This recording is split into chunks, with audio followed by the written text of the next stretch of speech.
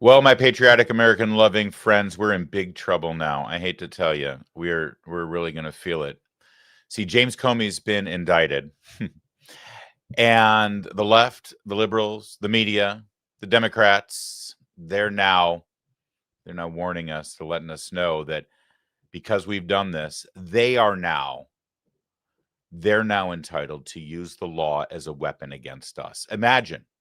Imagine what it's going to look like when they start harnessing prosecutors and U.S. attorneys to investigate and prosecuting Republicans, elected officials, trying to harm them politically, keeping them from running for office. Imagine what that might look like. They have no sense of irony. President Trump announced just moments ago that more indictments are coming. And based on some reporters I trust, that's legit. We're going to tell you who might be indicted next. And also, we'll show you James Comey's bizarre, unhinged response to being indicted. That's coming up in just a moment. And of course, yes, the media meltdown over this. Joe Scarborough, MSNBC, it's exquisite. We'll show that to you. And Democrat elected officials. It's a Comey indictment special here on this program, and we can't wait to show you everything. So let's get right to it. We're brought to you by The Lion. My name is Larry O'Connor, and you can call me Larry.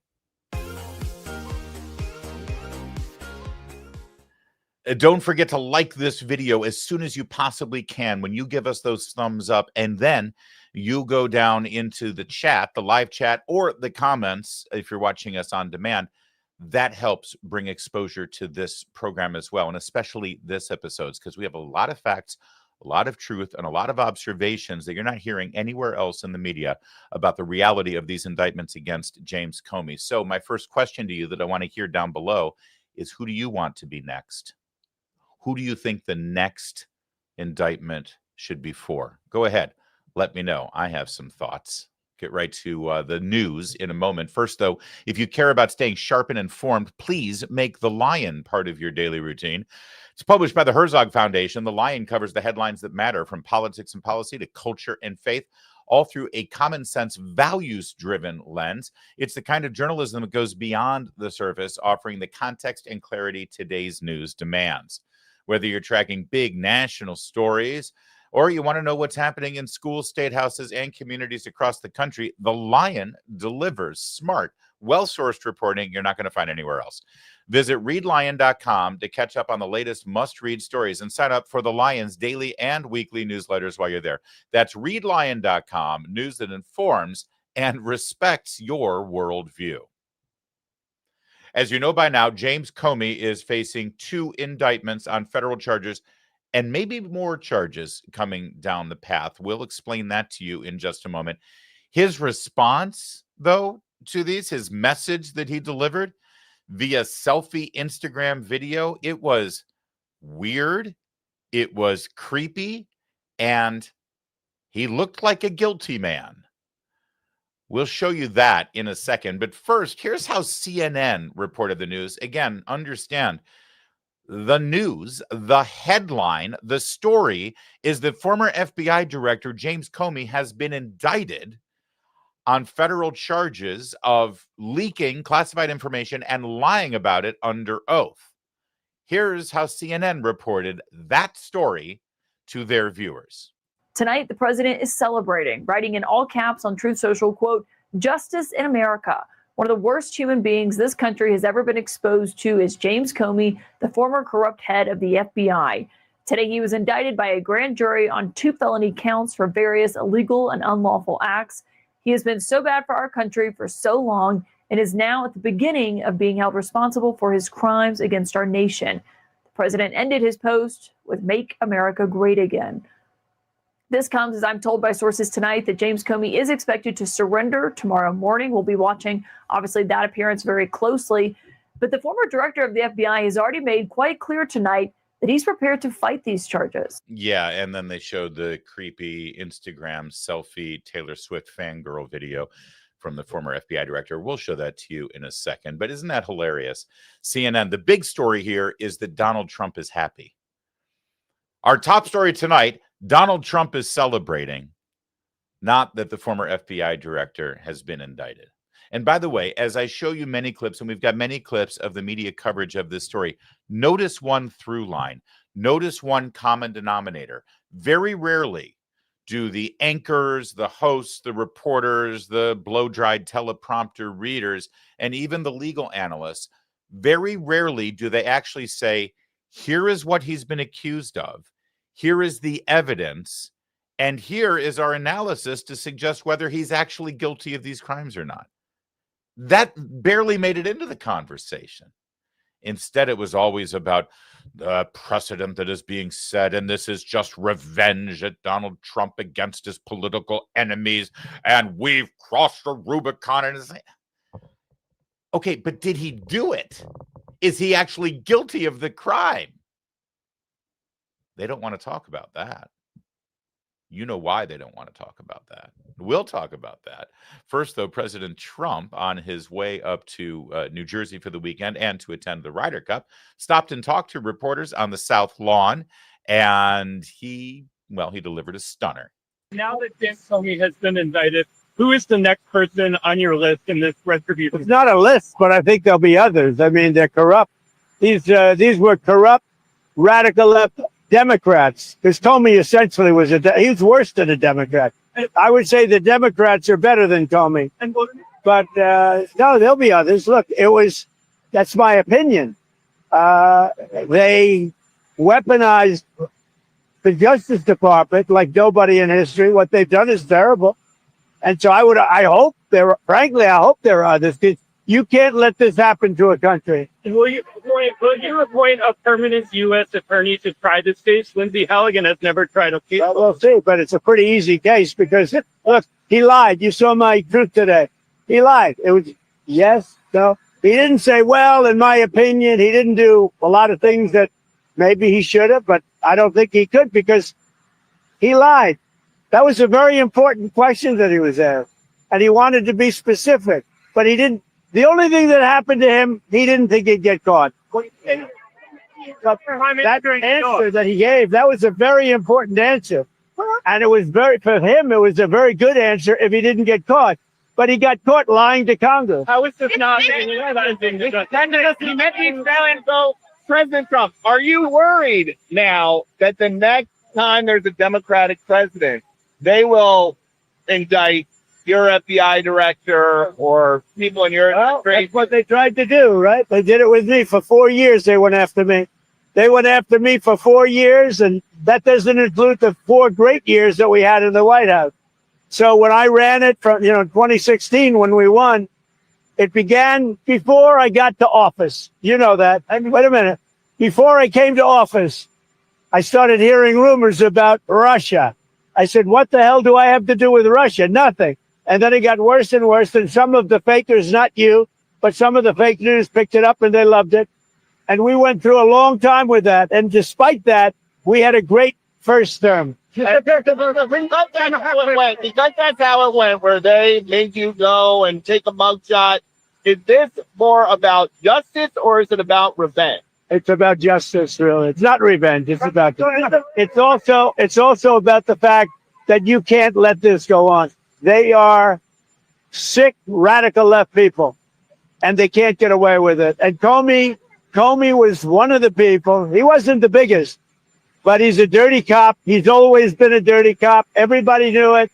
And it's, as far as the case is concerned, he gave an answer. It was a strong answer. He then verified it a couple of times because that was a very important answer. If he would have equivocated, if he would have been like a little bit less sure, that would have been very bad for him. So he gave an answer. The only problem is for him, he didn't think it'd be caught, and he got caught, Peter.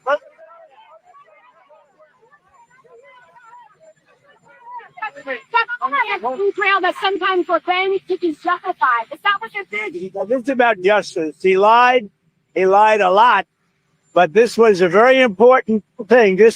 He could have said, well, maybe, or I don't remember. He didn't say that. He gave a very specific answer, and then he verified it numerous times, and he got caught. The problem that Comey has is he got caught lying, and he was very strong. It's not like, well, maybe, or I don't remember.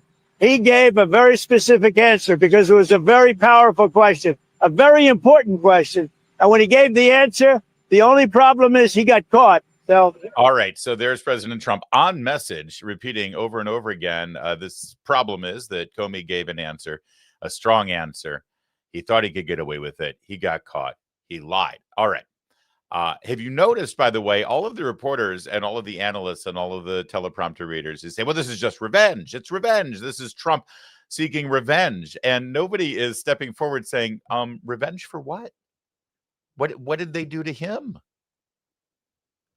And when you can answer that question, then you realize that they used the law as a weapon against Donald Trump. Now, I'm not saying that means this is revenge, but the people who suggest it's revenge are leaving out part of the conversation, which is revenge for what? And when you answer that, you're basically admitting that he was wrongly prosecuted by this guy, and now Trump is just seeking revenge against him. But let's get to the crux of the actual case. You just heard Trump lay it out. He gave a strong answer. He didn't equivocate. He didn't use weasel words. He didn't say best of my recollection. He gave a firm answer, and that answer was a lie. And that's the bottom line. That should be the only conversation in the media right now. And ironically, it's the only conversation they're not having. All right, so what was the question and answer? Let's go back. This is 2020. This is a hearing before the Judiciary Committee. Senator Ted Cruz of Texas reminds James Comey of testimony he gave earlier in 2017 to Chuck Grassley, the chairman of the Judiciary Committee, where he was asked specifically, did you leak information or did you authorize anyone else to leak that information? Understand, because this is 2020 and COVID protocols, James Comey is actually doing this via remote, but that doesn't change the fact that he is under oath. He is testifying before the Senate. He has to tell the truth. If he lies, he's breaking the law. So let's watch the moment. To another topic. On May 3rd, 2017, in this committee, Chairman Grassley asked you point blank, quote, have you ever been an anonymous source in news reports about matters relating to the Trump investigation or the Clinton investigation? You responded under oath, quote, never. He then asked you, quote, have you ever authorized someone else at the FBI to be an anonymous source in news reports about the Trump investigation or the Clinton administration? You responded again under oath, no. Now, as you know, Mr. McCabe, who works for you, has publicly and repeatedly stated that he leaked information to the Wall Street Journal and that you were directly aware of it and that you directly authorized it.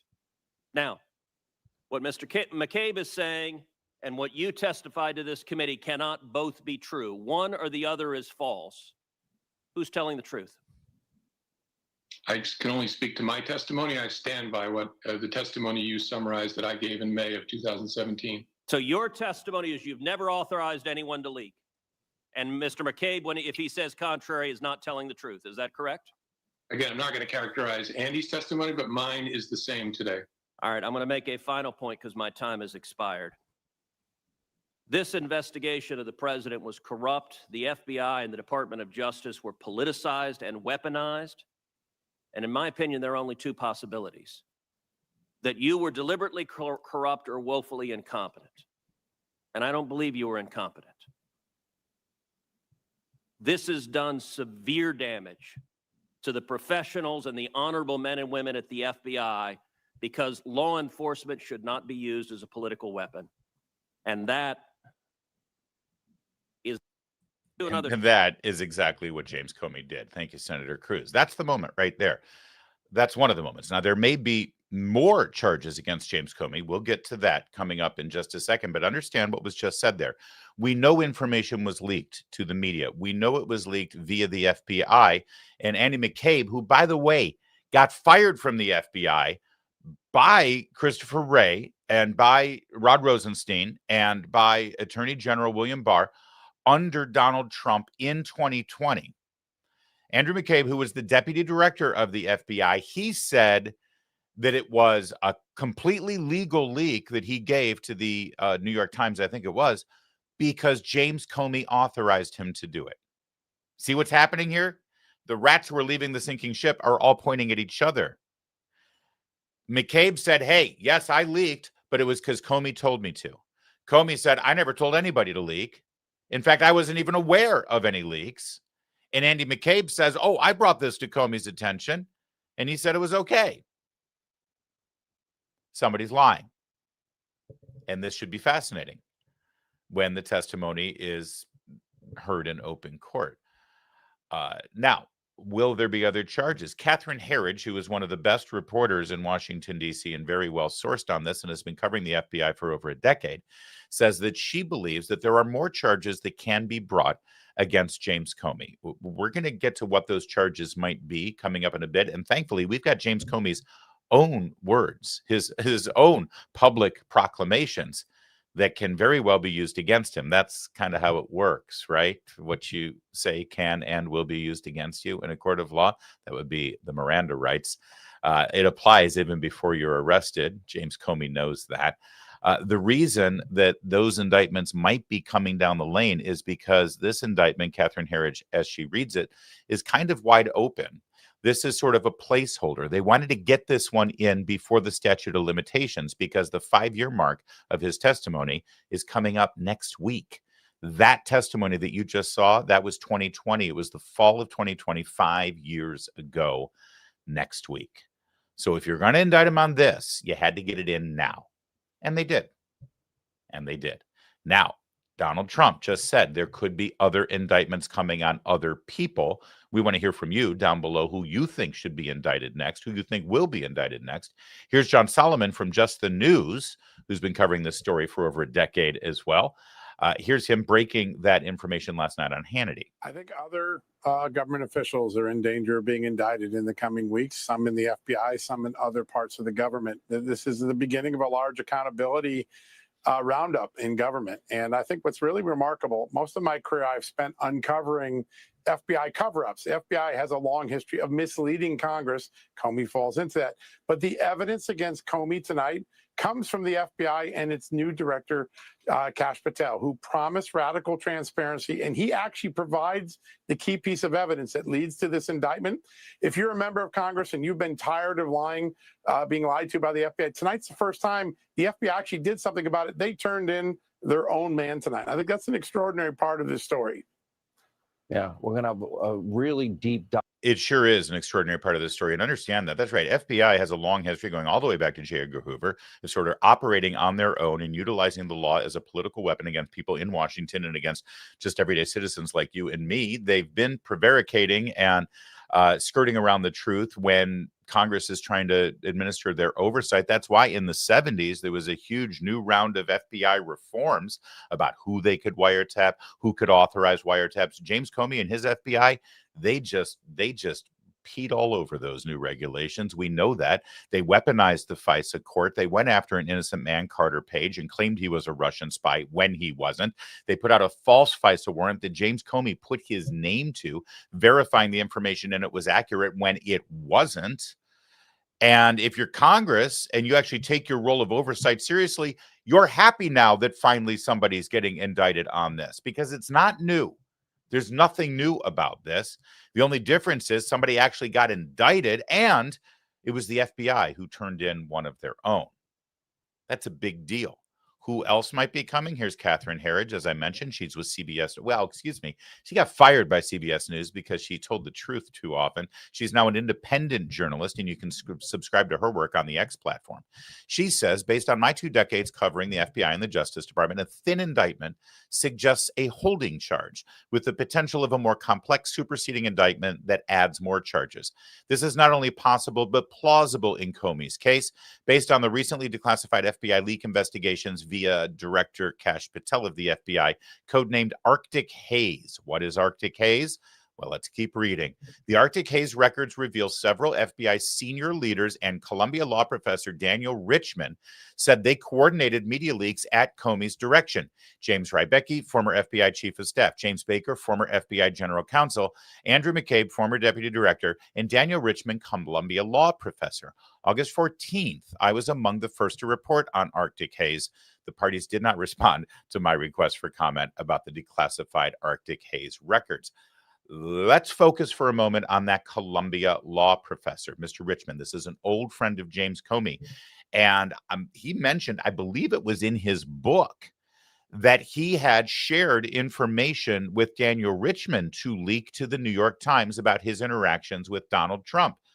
The problem is those interactions with Donald Trump, the president-elect, that James Comey memorialized in a personal journal, well, that was while he was FBI director. That means the document that he created saying, I talked to President-elect Trump and I told him this about the Steele dossier, et cetera, et cetera. This is all stuff that got leaked to the New York Times by Daniel Richman. He created those logs while he was FBI director, which means it's a work product of the federal government. And I'm sorry, you're not allowed to say, oh, I'm writing this down as FBI director, but now I'm writing this stuff that relates to my job as FBI director as a private citizen, James Comey. No. You don't get that benefit. You're always the FBI director, especially if you're writing down stuff that happened on the job, giving a briefing to the president-elect about the Steele dossier. That's work product. And James Comey knows that. James Comey, everyone's like, oh, this is outrageous. No one would bring these charges. James Comey was the most powerful law enforcement officer in the country. He was the FBI director. The standard for the FBI director should not be lower than any standard normal American citizen like Michael Cohen. Michael Cohen, the president's former lawyer turned rat, he got indicted and convicted for lying in front of Congress. The same charge that James Comey is now facing. Should the standard be higher for Michael Cohen than it is for James Comey? It's the opposite. If anything, you should expect more from your FBI director than a sleazy New York lawyer. So if you bring these charges against the sleazy New York rat-faced lawyer, you certainly should bring them against a man who was so powerful and the paragon of virtue, truth, justice, and the American way, and wielded all of that lawfare power as FBI director. So James Comey knows this. He knows what's legal and illegal, and he knew that when he gave Michael Richman, this Columbia law professor, Daniel Richman, excuse me, these personal accounts of what he said to President-elect Trump when he was briefing him on the Steele dossier that Mr. Richman then leaked to the New York Times, he knew that that was work product because guess what? He hired Daniel Richman specifically as like a consultant to the FBI, specifically so he could share classified information with him. This was premeditated. They have the evidence. And this is just the start. So here's the big moment. James Comey decides to release his own statement about this last night after the indictments came down. So he set up his ring light and his vanity lighting. He put on a shirt, tie, and jacket from the waist up. Lord knows what he's wearing from the waist down. And he does a Dear Diary video blog for his Instagram account. This time, not about how much he loves Taylor Swift. This time about his guilt or innocence. And he's going to say that he's not guilty. But I want you to look in his eyes as he says this. Go ahead. Look deep into those eyes. My family and I have known for years that there are costs to standing up to Donald Trump. But we couldn't imagine ourselves living any other way. We will not live on our knees. And you shouldn't either. Somebody that I love dearly recently said that fear is the tool of a tyrant. And she's right. But I'm not afraid. And I hope you're not either. I hope instead you are engaged, you are paying attention, and you will vote like your beloved country depends upon it, which it does. My heart is broken for the Department of Justice, but I have great confidence in the federal judicial system, and I'm innocent. So let's have a trial and keep the faith. Now, a lot of things are interesting about this. Some of the things that were said and some of the things that were not said. First, the stuff that was said. The fact that he used this 52-second video to deliver the message. He used part of that 52 seconds to deliver the message that you need to go out there and vote. Why would he say that? What the next national election isn't until November of 2026, over a year from now. I guess the Virginia governor's race and New Jersey governor's race are next month, but that has nothing to do with this. So why would he use part of his 52-second video to tell people to go out and vote? That's sending a message to Democrats right now in the House of Representatives that he's their guy, and he's more than willing to be some kind of martyr that they can raise money off of, and that he'll go out there as some sort of proxy to raise money. He said, here's what the Democrats are going to do with this. The Democrats are going to make the case to voters in 2026 that Trump is out of control, that Trump is using the law as a weapon, that he's a fascist, he's an authoritarian. See, I know they're going to do this because it's all they've done for the last 10 years. But they're going to use Comey as an example. See, this is why Democrats need to be in charge of the House, so we can hold Trump accountable. This is why you have to vote for Democrats, not because of the economy or the border or transgender policies or national security or the budget or taxes or spending and all the things you hate about us. You hate all those things because we're wrong on all those issues. But the one thing we can do is we'll hold Trump, the fascist authoritarian, accountable. Look what they're doing to Comey. You've got to put us in power so we can impeach him.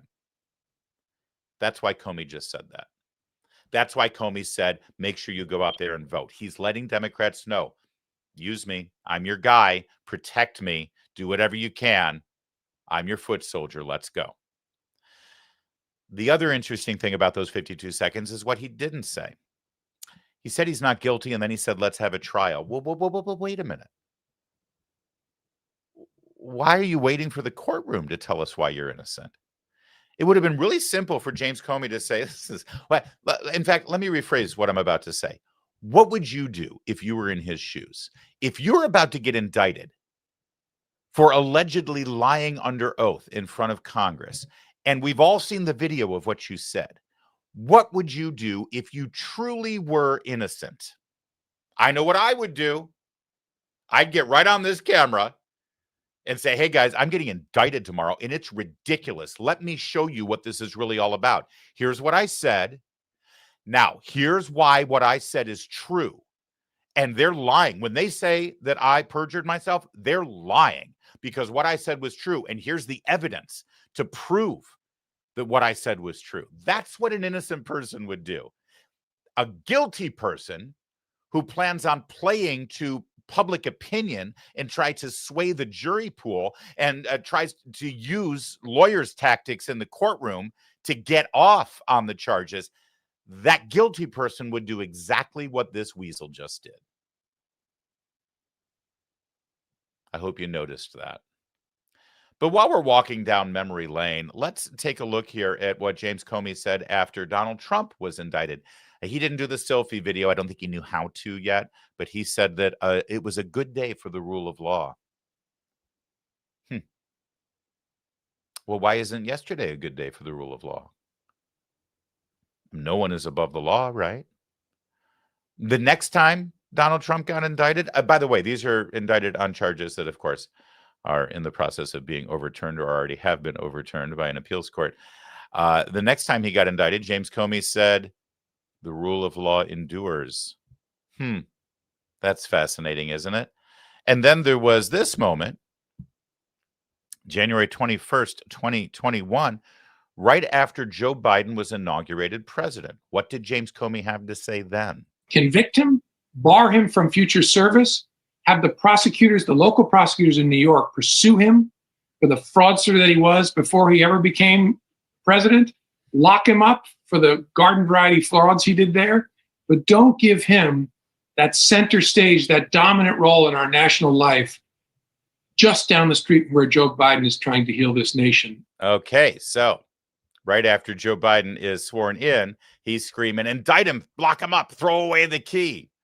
That sounds like a reasonable, truth, justice in the American way kind of straight shooter. Last June, during the campaign after Trump was charged by Jack Smith, the special prosecutor, he had this to say. So a lot of people have suggested that there are a range of factors that would make it difficult to put the system has not been tested in this way.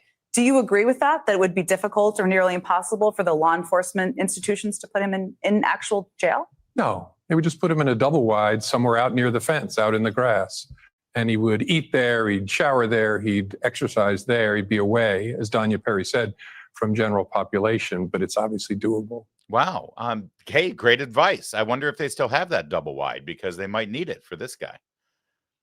I love it when things like this come back to bite you, don't you? That's the latest on James Comey in terms of what he had to say and what members of the media had to say. Well, that's coming up in just a moment. So make sure you stay with us as the story continues to develop, not just today, but for the weeks ahead. We're your go-to place for the facts and the truth about this story, not the spin. If you care about the direction of this country, you need to be reading The Lion. It's published by the Herzog Foundation, the national leader in Christian education. The Lion is an award-winning news site delivering sharp, timely reporting on what's really happening in America's schools, culture, and government. It's kind of journalism that cuts through the noise and gives you the full picture, especially when it comes to the growing movement toward Christ-centered education. But The Lion goes beyond the classrooms. It covers parenting, faith, freedom, and the cultural battles shaping our future. Just like its namesake, The Lion embodies strength and courage, standing firm in a landscape where too many have surrendered our children's future to the left's ideology. Visit readlion.com and sign up for the daily or weekly newsletter so you never miss a headline. That's readlion.com. Clarity, courage, and news that keeps you informed and equipped. We've got 2 more segments here, and then we're going to get to your super chats. So if you want to be heard on the super chats, make sure you throw them out there. We got the media reaction, and then we've got Democrat elected officials' reaction to this Comey indictment. That's all coming up. Joe Scarborough is very, very concerned about you, my fellow Republicans, my American-loving patriots. He's so worried and concerned that now that President Trump's Justice Department has indicted James Comey, that the DOJ, when the Democrats are in charge, might go after you. That would be awful, wouldn't it? I swear, these people, it's like they've been in a coma for the last 10 years. Where have they been, for God's sake? Let's go straight to Joe and others on MSNBC who all seem to fail to notice the most important part of this story, and that is whether James Comey actually committed the crime he's been accused of. No, that's not the point. Apparently, over at MSNBC, not everyone is above the law. In fact, wait, how did I put that? That whole no one is above the law thing, that doesn't count anymore. Apparently, according to Joe Scarborough and his buddies at MSNBC, at least one person is in fact above the law. That would be James Comey. It bears repeating. You do this, you turn the person you hate into a martyr. You make them bigger than ever. You unite people behind them. Donald Trump understood this in his own political campaign, and yet he's now making Comey a martyr for the rule of law. That will be the first line in his obituary. That he was an FBI director, but that he became a martyr because a president said on social media to an attorney general, "Go and arrest this guy," for the first time in our lifetime.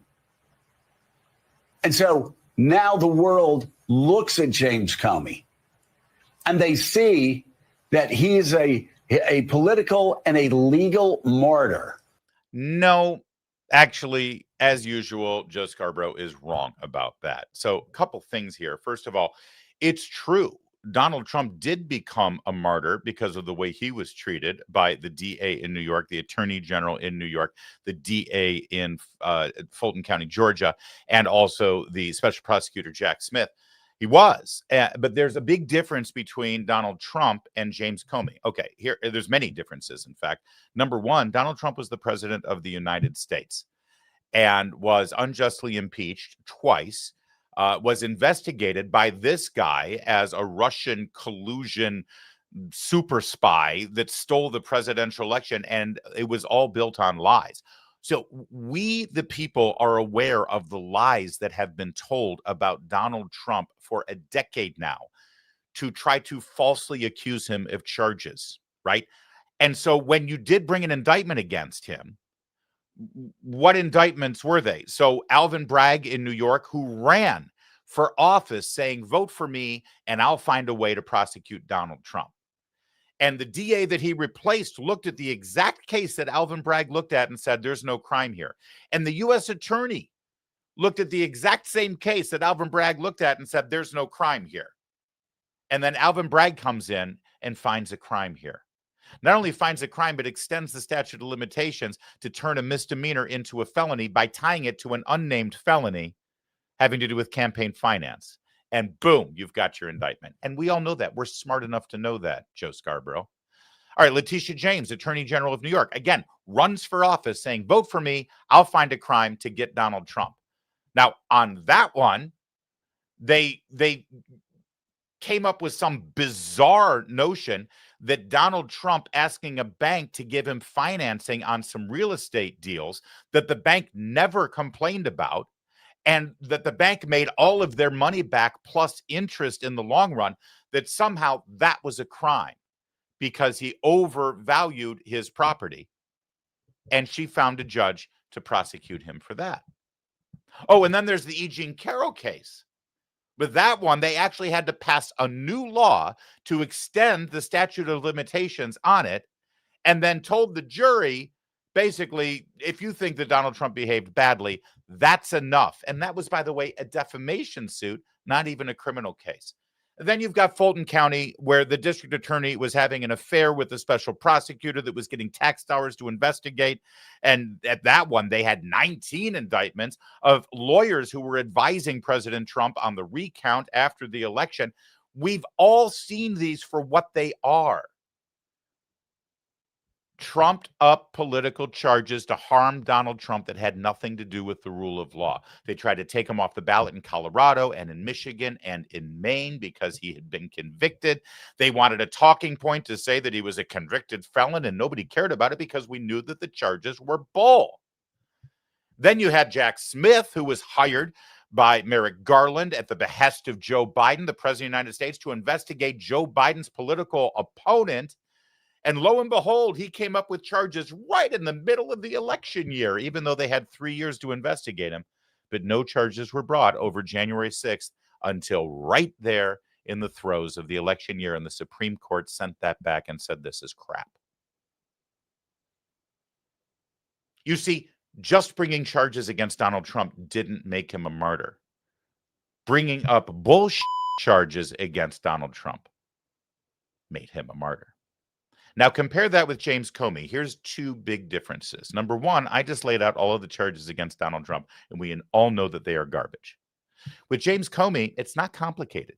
You don't need some sort of board with red ribbon connecting buildings and houses and the value of this piece of real estate or the dress that E. Jean Carroll wore in the 90s, even though she doesn't even remember what year that incident was supposed to have taken place. You don't need any of that. Here's all you need with the James Comey charges. Here's what he said under oath. It was a lie. That's a crime. And the American people are smart enough to see that. That's one big difference, Joe Scarborough. You know what the other difference is? James Comey isn't running for office. Yeah, everyone says, oh, just like Biden and Trump going after a political opponent, here's Trump going after a political opponent. No, James Comey's not a political opponent. Donald Trump's not running for office again. James Comey's never run for office. This has nothing to do with votes. This has to do with whether you want your FBI director to be honest when testifying before Congress about his activities. I don't know about you, but I do. That's what I want. But that wasn't the most unhinged media response that we saw on MSNBC. It's glorious. Take a look. Oh, what? You know that it's a big time therapy session when you've got that many people on to talk about it. It's like please, we got to have the Brady Bunch opening sequence here. This is so important. It's group therapy. Look at how happy they all are.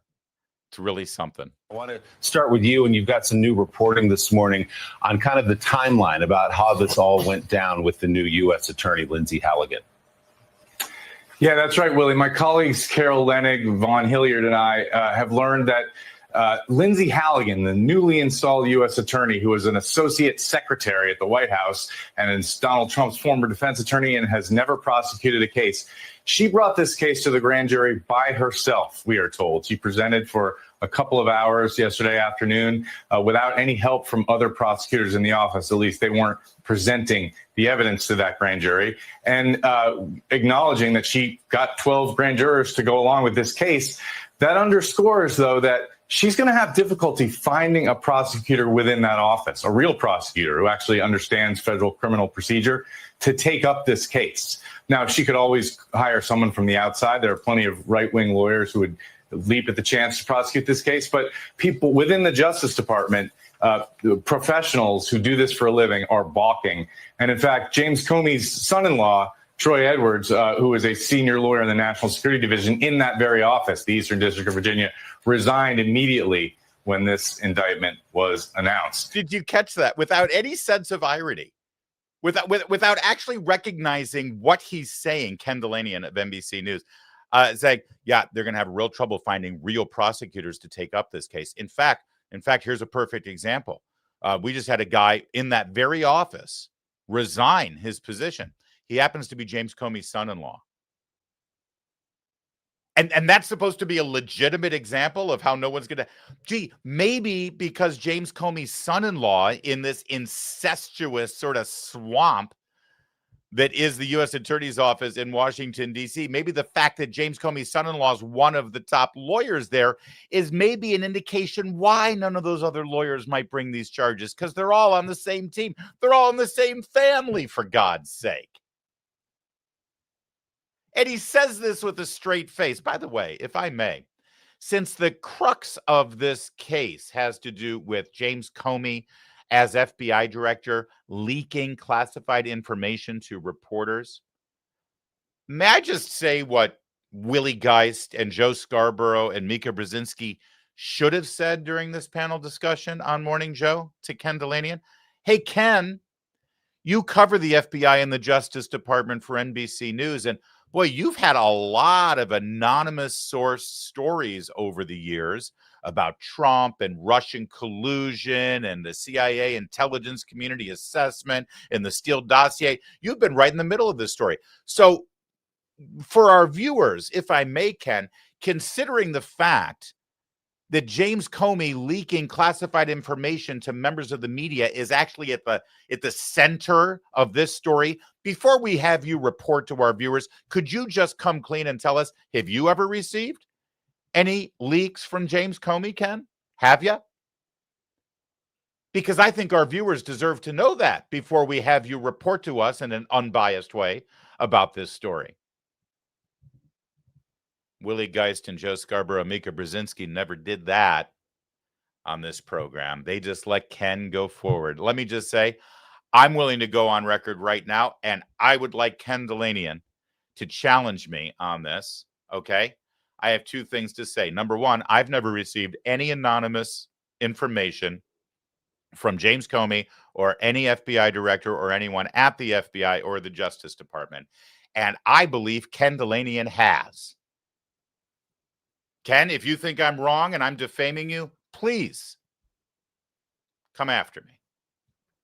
And we should explain to folks that what the charges are here, which is that James Comey is charged with lying to Congress and obstructing justice related to testimony that he gave at a Senate hearing 5 years ago. As you said, the statute of limitations was about to expire.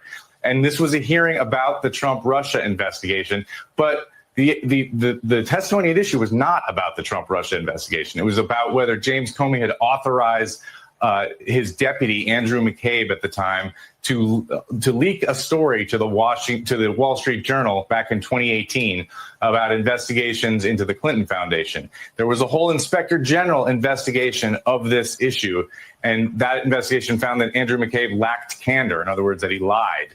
But it also found that James Comey did not authorize that leak, that he was aware of it. McCabe told them about it, but he didn't authorize it. And that's the way Comey testified. Now, we don't know what new evidence, if any, has been unearthed, what they presented to the grand jury to convince 12 grand jurors to move this case along. But we're not aware of anything in the public record that bolsters the idea that Comey lied to Congress. And I got to say, so Lindsey Graham is on Fox News last night reacting to this, and he talked for 5 minutes about what he perceived Comey's sins were in the Trump-Russia investigation, which to me underscores this isn't really about what James Comey said in answer to that question. This is about people on the MAGA side wanting to punish him because they believe that he lied to the FISA court or did all these horrible things. And by the way, another prosecutor, a special counsel, John Durham, was appointed by Donald Trump. He looked into that whole issue thoroughly. He didn't charge James Comey or anyone else with these issues except for a low-level FBI lawyer. And so this is really a sop to the people on the MAGA side who cannot get over the fact that the Trump-Russia investigation was conducted, according to the Inspector General, fairly and properly, and was a thing that the FBI had to do at the time. Yeah, there you go. By the way, Ken, did you get any leaks from James Comey or anyone at the FBI about the Russian collusion story while we're at it? Could you just sort of, no, that didn't come up, did it? Okay. Fine. Ken wasn't busy. Ken wasn't done. He was a super busy guy. He was on Jen Psaki's show on MSNBC too. That is a watershed. That is a line that we have crossed now in this country. And Republicans are going to say, Jen, well, wait a second. Didn't the Biden administration do that? Didn't the FBI go after Donald Trump? That was completely different. That had no resemblance to what happened here with James Comey. Those were investigations based on the facts and the law, pursued by career FBI agents and career prosecutors overseen by a special counsel, totally walled off by any of the political leadership in the Biden administration. Millions of Republicans do not believe this, and that is one of the reasons we are where we are, but it is a fact. And this, what happened with Comey is so much different. Yeah, so different because they're coming after our guy now. Real fast, I want to translate this for you. That is a watershed. That is a line that we have crossed now in this country. Actually, the line was crossed many years ago. First by James Comey when he decided to announce, even though it wasn't his job, that he wouldn't be recommending any charges against Hillary Clinton for breaking the law over her handling of classified documents, even though if you or I did what Hillary Clinton did, we would still be behind bars. So the line was crossed there, and the line was crossed even further when the Steele dossier was used as a pretense for an investigation into a presidential campaign and was used to entrap General Flynn and other members of the Trump administration because James Comey was a political figure instead of actually acting as the FBI director. So no. This isn't a new line that was crossed. The line's been crossed many years ago. But go ahead, Ken. And Republicans are going to say, Jen, well, wait a second. Didn't the Biden administration do that? Didn't the FBI go after Donald Trump? That was completely different. That had no resemblance to what happened here with James Comey. No resemblance. Those were investigations based on the facts and the law. I'm sorry, wait a second. There are facts involved here. I've shown you all the facts about what James Comey said and how it is, objectively speaking, a lie. You've got the director of the FBI and the deputy director of the FBI, James Comey and Andrew McCabe, and one says that they authorized the leaks. The other one says they didn't authorize the leaks. Somebody's lying. Those are facts. And whoever lied broke the law. That's the law. So this is based on the facts and the law, Ken, but you're doing a great job spinning, especially considering you're a reporter, not a politician or an operative. That's weird. Go ahead, Ken. Why else is this not? Why else is this different? Pursued by career FBI agents. Oh, yeah. See, that one was pursued by Democrats. That's why it was different. They call them career agents and career lawyers. But it's funny. Every time these career FBI agents or career attorneys in the Justice Department leave the FBI and the Justice Department and enter the private sector, do you notice that they're all outspoken Democrat activists? Do you notice that? It's amazing. What a coincidence. When you're working for the federal government as an incredibly powerful and intimidating U.S. attorney or FBI director who can ruin someone's life with just a charge, let alone a conviction, you're just a career law enforcement professional. But then when you leave, you're an outspoken Democrat activist. Every time. What a coinkydink. All right, a little bit more as they were going absolutely insane last night about this on MSNBC. Again with the Brady Bunch. Every time we're going to have a group therapy session and we're all going to tear our clothing and hug each other and cry and scream at the moon, you got to have this many people doing it. For a criminal prosecution. Well, what's remarkable about that, Alicia, is that if this lying to Congress charge is what we think it is, it really has nothing to do with the Trump-Russia investigation, other than the fact that Comey was testifying at a hearing that was about that. It was about a leak that Andrew McCabe orchestrated to the Wall Street Journal about an investigation of the Clinton Foundation. So the thing that MAGA acolytes really want, which is they want James Comey to be charged and jailed with framing Donald Trump over the Russia investigation, is not going to happen, because there was a special counsel named John Durham who looked exhaustively at it. He was appointed by Donald Trump, and if he could have charged anybody, James Comey, John Brennan, or otherwise, he would have, and he only charged very low-level people, and 2 of his cases exploded in his face. So, and he wrote a report that essentially did not really lay a glove on the propriety of the Trump-Russia investigation. But this is the MAGA mythology. I see it on social media every day. Kash Patel, the FBI director, and Pam Bondi, the attorney general, are coming under criticism from their right flank because people are wondering why they haven't dragged FBI agents and prosecutors off in handcuffs who were involved in not only the Trump-Russia investigations, but the Jack Smith investigations. This is the pressure that they're feeling, and this is their effort to deliver on that. And so whatever qualms Pam Bondi had about this case, she is not about to say anything but praise it at this moment, because she knows that's what Donald Trump wants her to do. This is a fulfillment of MAGA dreams. And there's a long list of people, of Donald Trump's political enemies, that are on the list, that are under investigation, from John Bolton to John Brennan to, in fact, perhaps President Obama, to lesser known figures like Chris Krebs and Miles Taylor. They are also in the crosshairs. And this is a moment we have never before seen in the United States. A president essentially orchestrating and ordering his Justice Department to prosecute individuals. It's like the old Stalinist saying, show me the man and I'll find you the crime. That's what we're experiencing right now. Boy, Ken Delanian was really working overtime on NBC yesterday, wasn't he? You know, it's remarkable to me to hear this. You know, when Trump was indicted and the mugshot was put out there, did you hear them on MSNBC saying, this is blue sky dreams? This is left-wing dreams. This is blue America's dream. This is their fear. No, but when Comey gets indicted, it's MAGA is excited about this. This is all about MAGA. They're just doing this to make MAGA happy. Yeah, we've never seen anything like this in this country, they keep saying. As if they've been sleeping.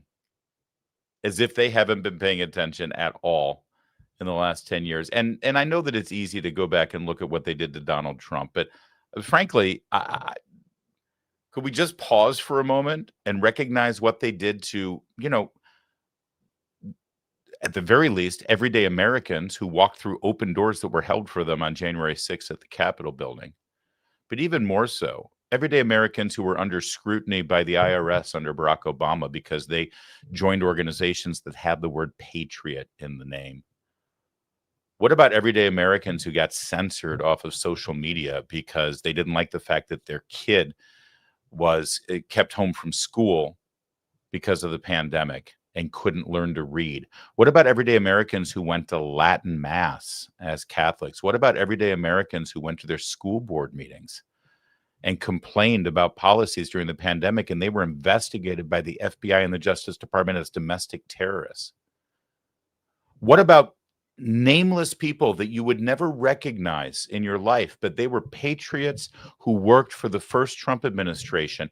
One of the thousands of people who don't go on television and don't make a lot of money, but they do their patriotic duty to work for an administration that they believe in, and they all got wrapped up in indictments and investigations and impeachment inquiries, and they had to spend hundreds of thousands of dollars out of their pocket for lawyers to answer questions to the January 6th committee hearing. I know people in my personal life, you would never recognize their names. They're good professional people who work in Washington, D.C., whose crime was that they worked for Donald Trump when he was president. No charges were ever brought against them, but they had to spend hundreds of thousands of dollars defending themselves. Where's Ken Delanian sitting on MSNBC saying this is outrageous, this is wrong, we've never seen anything like this in this country? You don't see it because he's a hack. He's a partisan hack. And all he cares about is winning and using his job and his microphone in conjunction with his pals at the FBI and the Justice Department to defeat you, to pound you into the ground, and he will do it come hell or high water. That's who he is, and that's what they do. Watch the rest of this panel. It's unhinged. You know, Mary just said, she said, except maybe Nixon. And it's true. President Richard Nixon, he had an enemies list. And I think the biggest difference between that time and the times we are living through now is that even Richard Nixon attempted to do many things in secret and in silence, except he did in fact keep those tapes, which, you know, one could argue if he had a do-over again, he might not have them. But the president of the United States is currently engaging in this conduct out and open, very brazenly, Christy. And to me, you know, you're a prosecutor, you're a lawyer. This seems like a little bit more than just score settling here. This seems like the line between the executive and the Justice Department, which is supposed to be the Justice Department of the country, not the president's own personal Justice Department. If it wasn't already blurred before, today the lines are murky as all get out. Well, Trump has said that he is the chief law enforcement officer of the country, and I think he proved that today. If this is not a vindictive prosecution, then I don't know what a vindictive prosecution actually looks like. Those are generally very difficult to prove. That you come up on a motion to dismiss, a lot of defendants will say, hey, this wasn't vindictive, the government's out to get me. Here, you've got post after post after post. Comey's a bad guy, Comey's a sick person, Comey's a terrible person. And then this timeline where it's go charge him, go do something. And the U.S. attorney won't, so he gets forced out and somebody comes in to replace him.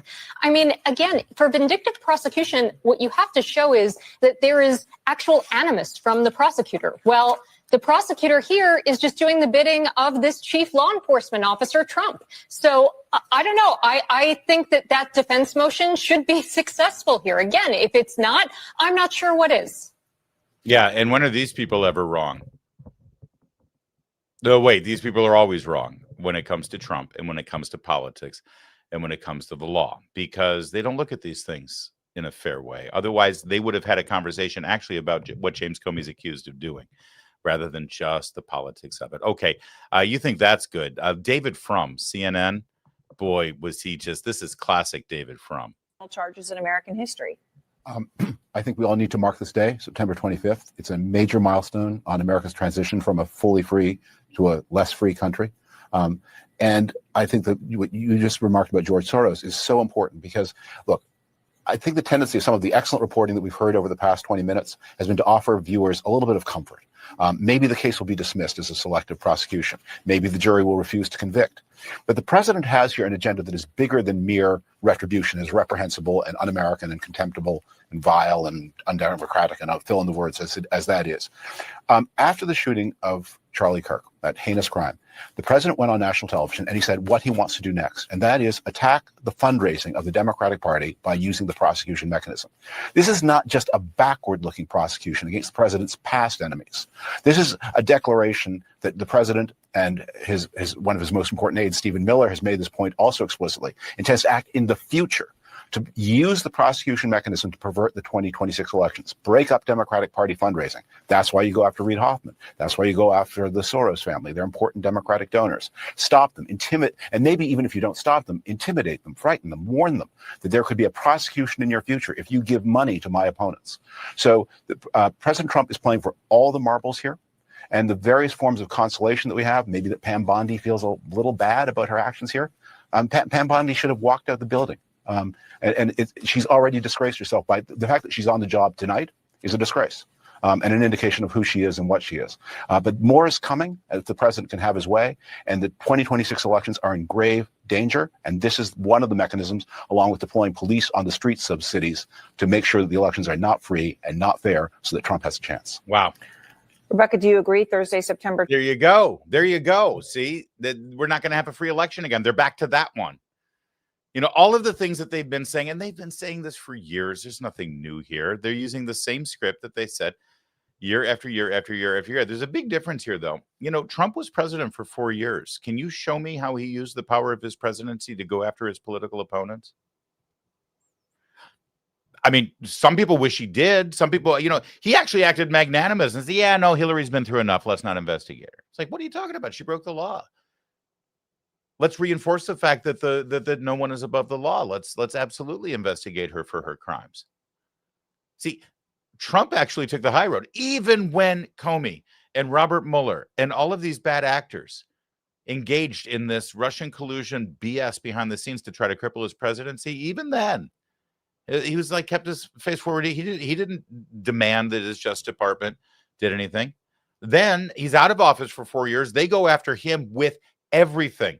Ton of bricks, pile of explosives, jumping in Wile E. Coyote's anvil on his head.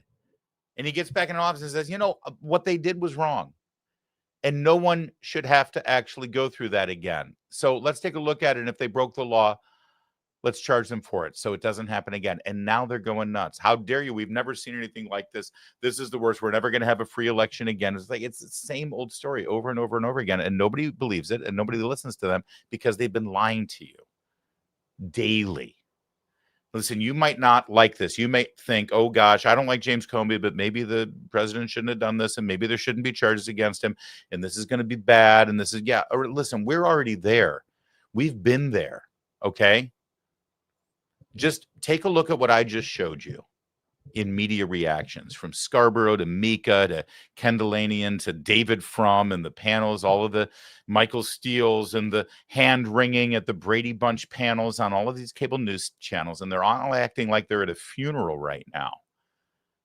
Just say this to yourself as you contemplate exactly what the right take is on all of this. Just understand this fundamental truth. All of the worst people in Washington, D.C. are angry right now. They're angry and they're scared. And they're bad people who have done bad things. And that should tell you exactly whose side of the story you should be on. If you care about staying sharp and informed, make The Lion part of your daily routine. Published by the Herzog Foundation, The Lion offers the headlines that matter from politics and policy to culture and faith, all through a common sense, values-driven lens. It's the kind of journalism that goes beyond the surface, offering the context and clarity today's news demands. Whether you're tracking big national stories or you want to know what's happening in schools, state houses, and communities across the country, The Lion delivers smart, well-sourced reporting you're not going to find anywhere else. Visit readlion.com. While you're there, sign up for the daily and weekly newsletters. That's readlion.com, news that informs and respects your worldview. Some Democrat elected officials decided to show up on cable news last night to talk about the indictment of James Comey, and their response, well, it's about what you'd expect. Here's the aptly named Dick Blumenthal from Connecticut. The old saying, what comes around goes around. You know, today it's a Republican president, but degrading the democracy and ruining, literally perverting the great ethos and tradition of the Department of Justice, where I was in awe when I walked through those halls as a federal prosecutor.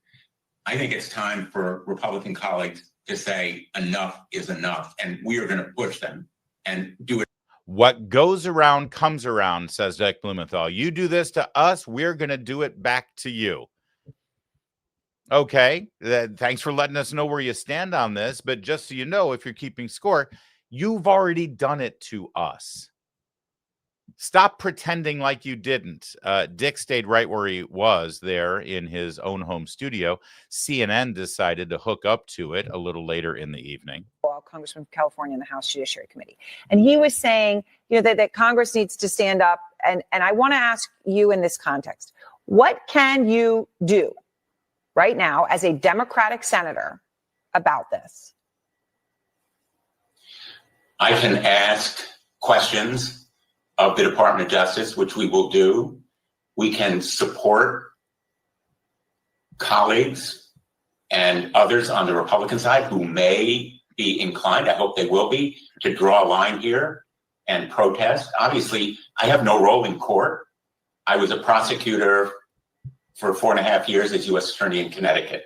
I also was Attorney General for 20 years. The most consequential decisions I made were whether to charge someone, because nobody ever fully recovers from those charges. A lot of people believe that an acquittal just means there was some technical issue. So I think it's important to encourage the private bar to step up. Donald Trump made deals with a number of the major law firms in the country. They ought to rip them apart and say enough is enough. I would encourage attorneys in the Department of Justice to stand up for their conviction and conscience, as Eric Siebert did. He's the U.S. attorney who resigned rather than bring those charges. And as a member of the United States Senate, I'm going to go to the floor of the Senate. I'm going to go to committee meetings. I'm going to speak privately. I'm going to protest, and I am going to seek legislation we're formulating right now that may well prevent some of this perversion of justice. We are writing legislation that will give remedies and rights to people who are victims of malicious prosecution. We have to provide safeguards because we've clearly seen how the ordinary norms are defied by this autocratic president. We're on the way to tyranny if we permit it to go forward. Senator Rich. On the way to tyranny if we let it go forward. Let what go forward? Oh, you know what just happened for the last 10 years when we were in charge. It's like they don't even know what they're saying. It's like they are not even aware of what's going on. And by the way, Aaron Burnett, there's another question you forgot to ask. You've looked at the charges. Do you believe that James Comey is guilty of this? I mean, isn't that relevant here? All of the analysis you're seeing from people in the media and from Democrats don't even take into account whether James Comey broke the law. As far as they're concerned, that's irrelevant. It doesn't matter if James Comey broke the law. Donald Trump demanded that the Attorney General bring these charges against him. That's the problem. No. Actually, no. You ask any American right now, if somebody broke the law and they haven't been charged for breaking the law, especially something that is, tantamount to abusing their power as one of the most powerful law enforcement officers in the country, the director of the FBI, if that person broke the law and the president makes sure that they get arrested and indicted so that they can face those charges in a court of law, who's at fault here? The president for making sure that the law is being enforced, or the guy who broke the law? And I think most people are going to say the guy who broke the law. You want your president enforcing the law. And that's the one common denominator in all of these reactions here is they don't even want to touch that question. They don't even want to speak to it. Did James Comey lie? Did he illegally leak classified information for political purposes to hurt Donald Trump, the duly elected president of the United States? Were those violations of federal law? Should he pay a price? None of those questions are asked. And that tells you they know the answer to that question. They know that James Comey is dirty, that he's a liar, that he deserves to go to jail, and that's the last thing they want to talk about. No, but Trump. Dick Blumenthal wasn't alone. When CNN is really desperate and they got to get a Democrat to give him some sort of, fodder for their viewers, for their rabid, out-of-control viewers, you know who they can find? Always reliable Eric Swalwell.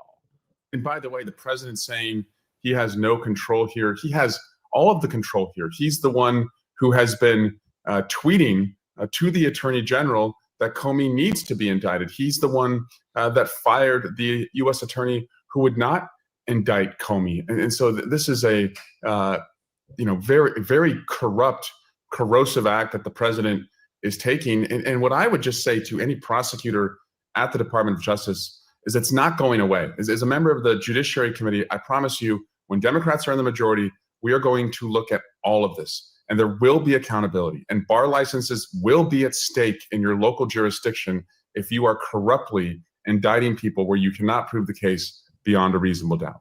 So Donald Trump is corrupt and he's abusing his power for bringing charges against James Comey for what, on the face of it, surely appears to be the violation of federal law.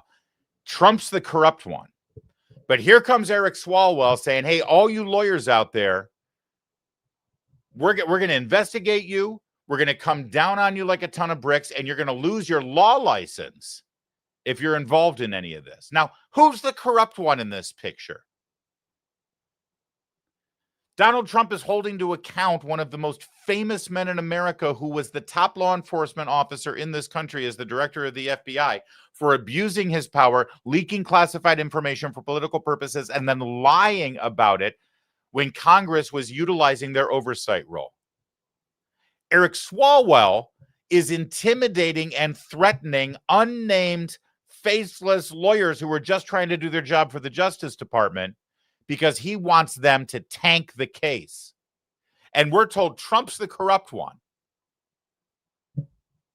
Even more terrifying about what you just heard is the fact that Eric Swalwell is on the Judiciary Committee. Actually, that's almost as terrifying as this person having any role in Congress in oversight. Yes, that's right. CNN is so desperate they get Eric Swalwell. MSNBC, Jasmine Crockett. I want the American people to know that when you stand up to a bully, you win. Do not back down. Do not bend. You allow them to go and wage their threats. If everybody starts to bend, for sure what is left of our democracy will be gone. And unfortunately, that is exactly what he wants. And even more sadly is that many of his followers agree with this. And I am thinking to myself, how is it that you can call yourself American or patriotic when you literally don't understand who we are as Americans, when you literally are okay with throwing out the Constitution, when you're okay with someone just deciding, you know what, this is the end result that I'm seeking. And so just figure out how to get there. I mean, again, it's like it's Alice through the looking glass with this. It's like absolute Looney Tunes. I can't decide whether I'm the one on acid or they're the ones on acid. But I'm happy to get lectures on how to be a patriotic American from the likes of Jasmine Crockett, of all people, saying that it's a violation of the Constitution to indict the former FBI director for what is on the face of it obvious violations of federal law.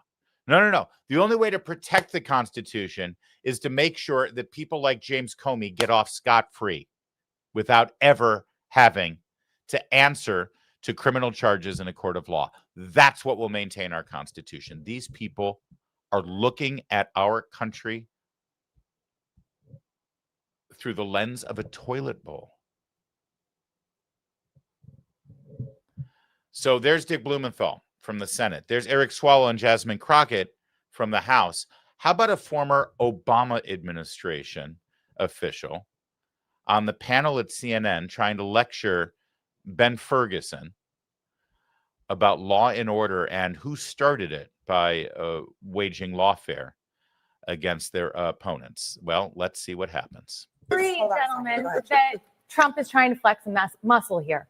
But the average American, my hometown, Galesburg, Illinois, the people who voted for Donald Trump want them to flex muscles for them, not for a political persecution. And right now, I don't know this. I'm asking sincerely. Did you vote for Trump? No, I did not. Okay, raise your hand if you voted for Trump. I did. How many friends no I have who I talk to very regularly? I love that Ben called her out on that. You know, the people in my hometown in Illinois who voted for Trump, they want him to. I'm sorry, you're going to speak for Trump voters right now? Someone who worked in the Obama White House? You understand Trump voters. You're going to speak for Trump voters. Who at this table voted for Trump? I love that Ben pulled that. That was a great moment. And of course, Ben was the only one to raise his hand, because that's how these panels work, don't you know? It's a reflection of the American electorate, right? Because Trump lost 5-1. Isn't that right? I'm not so good with math. No, He literally ran on saying he was going to do this. Manufacturing plants in He Iowa. literally ran on saying there was going to be accountability for the abuse of justice. And here we've got. He literally ran for 4 years saying that Can you he just didn't give her a want. second, please? Thanks. He literally ran for 4 years saying that political persecution was awful, that he was a victim. It didn't hurt him. He ended up as president of the United States, and now he overturned. He has no outstanding indictments. Think about this for a minute, what they're saying. He ran on how bad political persecution was, and he won. And so, you know, he should just walk away and forget. No.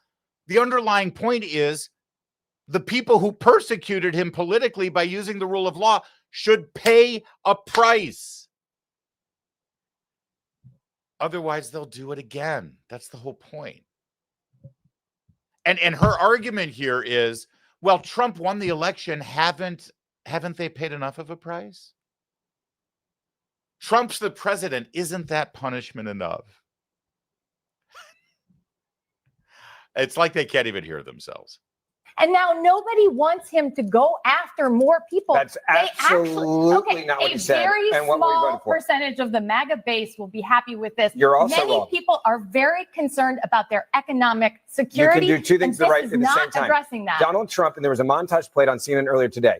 He literally ran off saying there will be accountability for the abuse of power in the deep state, period. He said it by name, James Comey. He said he was a liar by name. Yeah, well, he said okay, it let me- at almost that every was campaign the rally. No one should be Hold on one surprised about second. today. Hold on. That's right. In the exact same way that Attorney General Lynch in New York and District Attorney Bragg in Manhattan ran for office saying, I'll get Trump. I don't care what the crime is. I'll just figure something out. And they won. Listen, if that's politically viable and approved and celebrated on CNN, then Donald Trump specifically saying, listen, I'm not going to invent a crime. I know exactly what these guys did, and you know exactly what they did to me and to you and your vote. Because don't forget this. This isn't about what James Comey did to Donald Trump or did to people in the Trump administration. It's about what they did to the voters. You voted for a man to be president of the United States, and he never had the chance to actually be president without this cloud hanging over him, a cloud that James Comey helped create. And that is an assault on you because you didn't get a fully functioning president because he was always dealing with this. But Donald Trump ran saying, listen, you know what he did. And if you put me back into office, there will be accountability. And that's what this looks like. All right. A little bit more from our little Obama official here with Ben. 1 second. Let me just actually play. Oh, sorry. Here we go. Is you guys are setting up a very dangerous precedent. And no, I'm sorry. You think that we did all of the precedent setting. You think that you guys went pro in it. And President political Obama. persecution. I Y'all worked with went President pro. Obama. Yeah? Yeah. You think President Obama set up... Were they not spying on Donald Trump's campaign? Oh my yes or no? It is a fact. Did they get FISA warrants? Yes or no? Oh, so then therefore it must be real, So should even we though know it wasn't. what Russia is doing? Yes, 100%. You accused Donald Trump of working All right. with the Russians. Hold on a and second. you knew it was a lie. All right, Ben, you lost your chance. There you go. And then, of course, Abby has to come in and shut Ben up. But yes, you know, what, you think we started this? You literally spied on the guy and falsely accused him of working with the Russians. And it's, I think, which, by the way, the CNN audience, probably that's the first they've heard it. All right. So then Abby gets to confront Ben because it's 5-on-1 and Ben still beats them up. Is the government just going after people for things they didn't do? They But went if after they Donald did, Trump in for fact, things he didn't do. But if they did, in fact, commit crimes, do you think they should be prosecuted for it? If you commit a crime, regardless of the party you're in, I think you should be prosecuted. Okay, well then I think that really answers your question, Ben. So do you think they the entrapped? facts- Do you think James Comey was there facts- to listen, entrap the facts General Flynn? ought Yes or to- no? the facts It's a ought to simple matter. question. The It facts- should matter, but you won't answer that question. You're presupposing that. No, hold on. It's the government. All right. Now, you just heard there where Ben Ferguson said, do you think that James Comey went to entrap General Flynn? See, these are, in my opinion, more indictments that are coming down the path here. But you heard Ben Ferguson say that. And Abby Phillips refused to answer the question, either because she knows the answer to that question or because she's unfamiliar with the story about how James Comey did, in fact, abuse his power in a corrupt way to entrap General Mike Flynn in the early days of the Trump administration. I'm not making that up. That's not some sort of fiction. It's not some sort of right-wing MAGA aluminum foil hat wearing fever dream. I have all this information because I saw this guy talking about it. That's James Comey. He was asked by Nicole Wallace while he was selling his book about the method used to question General Mike Flynn in the early days of the Trump administration that led to General Flynn having to resign and eventually pleading guilty to charges of lying to an FBI agent. Here's what James Comey said about that. You look at this White House now, and it's hard to imagine 2 FBI agents ending up in the same room. How did that happen? I sent them.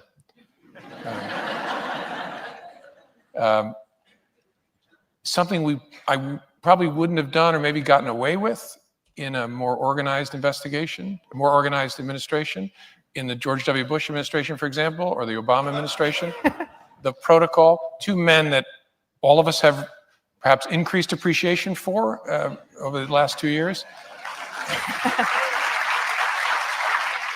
And in both of those administrations, there was process. And so if the FBI wanted to send agents into the White House itself to interview a senior official, you would work through the White House counsel, and there'd be discussions and approvals and who would be there. And I thought, it's early enough, let's just send a couple guys over. And so we placed a call to Flynn, said, hey, we're sending a couple guys over. Hope you'll talk to them. He said, sure. Nobody else was there. They interviewed him in a conference room at the White House Situation Room, and he lied to them. And that's what he's now pled guilty to. What did he think they were coming over there for? I don't think he knew. No, we didn't tell him. Just said, we got sending over a couple of agents. I want to ask you some questions. I didn't have this conversation. My deputy director did, but hope you got a few minutes. You can sit down and talk to them. And he said, sure. Listen to how they're laughing about that. Listen to how they're laughing about the entrapment and the bullying techniques and the deceitful approach that they took to interview General Mike Flynn, who was the national security advisor of Donald Trump. And it was to ask him about conversations that he had before Trump was inaugurated with the Russian ambassador. And the deputy that he's referring to is Andrew McCabe, who, by the way, got fired because he leaked classified information to the media. And he says that James Comey authorized that leak. James Comey denies it. And that's one of the indictments that James Comey is now facing. This escapade should be another one of the indictments that he should be facing as well. By the way, one other thing about that moment where FBI agents went to the White House in the Situation Room and 2-on-1 interviewed General Mike Flynn. Mike Flynn was alone. He had no witnesses, and they claimed that he lied. And that's what he ended up pleading guilty to after he was forced to resign from his position. The agent that went over and conducted the interview, his name is Peter Strzok.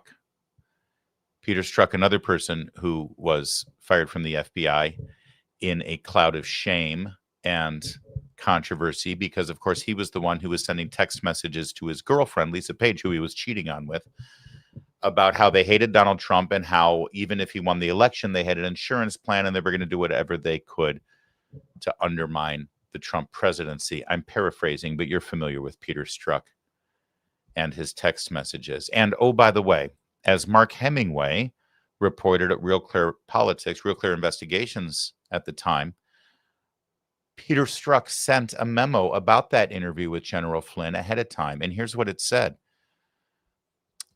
Before Flynn interview, FBI counterintelligence head wrote a memo asking, what is our goal? Truth/admission, or to get him to lie so we can prosecute him or get him fired? The FBI agent who went to go interview General Flynn ahead of time said, so what do we want to do here? Do we want to get the truth out of him, or do we want to get him to lie so we can arrest him? What's our goal? FBI records of conversations are required to be filed within 5 days. They didn't submit this one for 3 months. Peter Strzok, later fired from the FBI in disgrace, was the interviewer. In text messages to his lover, Lisa Page, he told her he was trying not to completely rewrite the original record of Flynn's interview.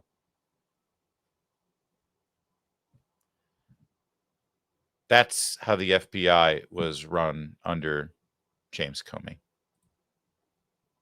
Does anybody here, anybody at all, feel bad for James Comey right now?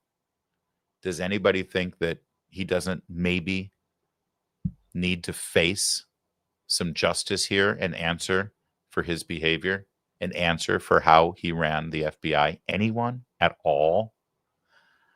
I sure hope not.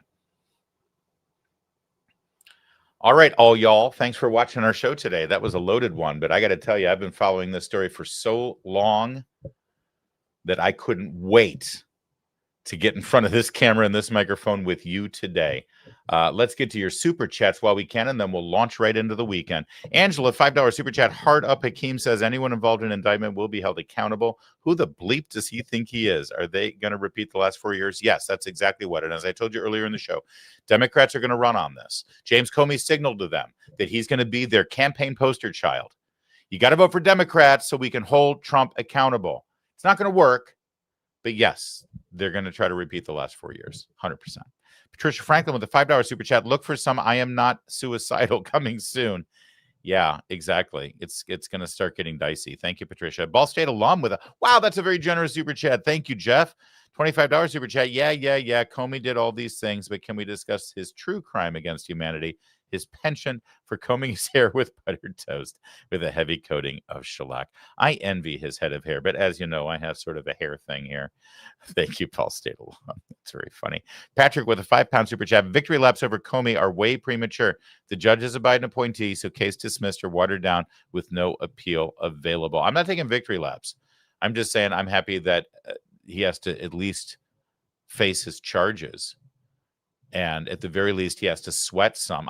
Don't get me wrong. And I said this on my radio program this morning. I in no way in a million years think that James Comey is going to get convicted for this. I am not fooling myself. Trust me. But I'm just happy that he has to go through what so many of my friends had to go through under him. Angela with $5 super chat. Heck no, but we do have a martyr, Jughead Joe. His name is Charlie Kirk. He was murdered because he spoke the truth. He tried to share Jesus Christ. Yeah, for them to use the word martyr when it comes to James Comey is a little obscene and offensive, especially just 2 weeks after Charlie's assassination. Well pointed out, Angela. I wish I had made that point. Thank you for that. Psychological projectionist with the £5 super chat. I still love that name. How do we persuade people who could not see the gross injustice of the hush money trial, etc., that now the DOJ are being impartial? I don't know. I don't know either. I really don't. And sadly, that's part of the problem with the original sin here of using justice to do this. You know, I mention this all the time. It's like a punchline here in D.C. that people say, well, you know, a U.S. attorney can get a federal grand jury to indict a ham sandwich. And it's true. But see, here's the problem with that. The ham sandwich is innocent. The ham sandwich didn't commit a crime. And the fact that our Justice Department and our U.S. attorneys have that kind of power in front of a federal grand jury is the real problem here. And there needs to be real reforms. Because I don't want that ham sandwich to go to jail. I want that ham sandwich to walk free. I want that ham sandwich to walk right over to my plate so that I'm hungry. Very hungry. I need to take my lean weight loss from Brickhouse Nutrition. God's best friend with a £2 super chat. Nothing compared to BB's Bugs Bunny charges. Are those the fake charges that they brought against? I don't know the details of that. I don't know the details either. Actually, Bob's best friend is smarter than all of us. He should have his own show. I'll tune in. Angela with a $5 super chat. Was that the same career agents targeting Christians, Catholics, parents, conservatives? Crackpot Ken is right. It wasn't the same. 8647 Comey lied. Yeah, exactly. Oh, the difference is those charges were brought by career agents. Yeah, the ones who investigated you for being an angry parent at a school board meeting. Thank you, Angela. So true with, our Spandau Ballet pal. £20 super chat. Some on the right don't understand Trump. Justice is slow. His own battles prove it. Now the courts tilt his way. He's breaking the deep state. 7 months in. Don't give the left a media win with any doubt. Thank you. I know, but they're getting squishy anyway. Hey, I want to find Soja. I'm going to look you up on YouTube. I want to see some of your covers for Spandau. So true. And I'm sorry, I was sort of knocking Spandau the last time because they weren't as big here in the U.S. as they are in the U.K., but they were pretty big here. Angela, $5 super chat. I'll say it again. Almost 80 million Americans voted for this. Drain the swamp, one corrupt, creepy creature at a time. By the way, we'll be out of town next 2 weeks. Travel well, Angela. We've got some vacation coming up soon, too. We're going to do our best to keep the content flowing. Patrick, £10 super chat. The guy on the CNN panel said the president threatened to go after the Dem Party funding. The president said he was going after left-wing terrorist funding. Did that guy just admit Dems are terrorists? That's a great catch. That's right. That's right. He was going after groups that are funding Antifa and other terrorist activities. Oh, so you're going after Democrats. Thank you. Well said, Patrick. Dr. Nurse with a $9.99 super chat. Dr. Nurse. Okay, I like that. Thank you. Psychological projection with a £2 super chat. They can only that mad if they know he's guilty as hell. Yeah. Oh no. If you everything that you saw last night had nothing to do with none of them said James Comey's an innocent man. The president has got notice that. It would have been so easy for them to say the president of the United States is using the Justice Department and the rule of law to go after and convict and harass an innocent man. But they never said that last part because he's not innocent and they know it. So what they're really angry with is that the president of the United States is using the law to convict a man who broke the law. But see, that messaging doesn't work quite as well, does it? Thank you, Psychological Projections. Dr. Nurse with a $4.99 super chat. Loving the show, Larry. Thanks, Two-Way. Oh, I'm glad you found me through Two-Way. Thanks, Dr. Nurse. I want more sarcasm and less CNN footage. You're one of the few that can genuinely make me laugh. Well, thank you for that. I really appreciate it. Honestly, my biggest goal here is to make you laugh because not everybody on this platform can do that. Everybody can rant about the media. Or about the Democrats or the left or whatever. And I hear you about it's funny you should say that because we actually didn't we, Kevin? We had a conversation about whether we would include some of the CNN clips today that we didn't, but we thought that it added to the narrative that we had today. But we are aware of that. We are cognizant of it and we are sensitive to it. And we try to only put the clips on that we think tell the story that we want told. Kevin, will you back me up on that? 100% true. Larry is telling the truth. And I think the real solution to Dr. Nurse's super chat here is to get Larry booked on Abby Phillips' show. Oh God, no. You know, I've thought about that. If they do reach out, but honestly, I don't think I don't want to be a part of contributing to the ugliness that's out there. I sort of just want to stay right where I am, doing exactly what I'm doing. The one show that I have done in the past, the panel show, is Chris Plant's Right Squad on Newsmax. But only because Chris is a dear friend. And when it's Chris Plant, Mercedes Schlapp, and Matt Foldy and I, it's like we're having a family reunion. We're just great buds. And it's a chance to go downtown, hang out in the Newsmax studios, and do a show with people that I love. Other than that, I don't have any interest in doing that. I have interest in spending my energy and my brain power doing this with you. And so that's what I'm going to keep doing. So what are you trying to do? Don't get me sucked into that, Kevin. I don't want to do that show. Oh, it would be so entertaining. Why do you I would do it for you, I suppose, but only if it helps the show, which I don't think it does. Honestly, our audience isn't there. Our audience is here. I would rather do YouTube shows like I did Mark Halperin's show yesterday. I like to do the morning meeting for Two-Way. I would love to do Megyn Kelly's show, or I've done Ruthless with the guys over on the Ruthless show. I would rather do other YouTube shows that I like and respect than go do some cesspool cable news show. And by the way, those shows on video platforms, on Rumble, on Facebook, on YouTube, they have bigger audiences. And they're our audience. They're right here on this platform, and we love you for it. All right, guys, thanks for watching today. Next week, we're doing the show, but I'll be on the road. I won't be on my regular set. It'll be one of those hotel room sets that you love so much. And we will be back Monday. Same time, same place, from a very exotic location. Until then, have a great weekend. Go Blue. Go Navy. Go Lions, and go whoever your team is. My name's Larry O'Connor, and you can call me Larry.